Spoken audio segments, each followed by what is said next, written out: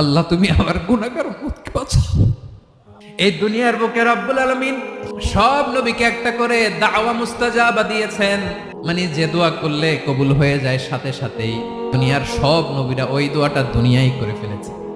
বিশ্বনবী বলবেন, আল্লাহ ওই স্পেশাল দোয়াটা দুনিয়াতে করি নাই, আজকে আমি তোমার দরবারে দাঁড়িয়ে কিয়ামতের দিন ওই দোয়াটা করছি। আল্লাহ আমার যে উম্মতের হৃদয়ে যাররা পরিমাণ ঈমান আছে, আমার একটা উম্মতকেও তুমি জাহান্নামে ঢুকাতে পারবা না।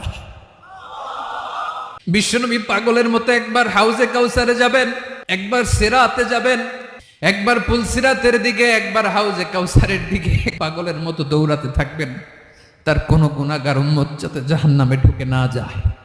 উম্মতি বিশ্বনবী আমার জন্য কাঁদবেন, আপনার জন্য কাঁদবেন, আমাদের জন্য সেদিন কেঁদে কেঁদে জাহান্নামের দরজায় দাঁড়িয়ে আমাদেরকে টেনে টেনে জান্নাতে ঢুকাবেন।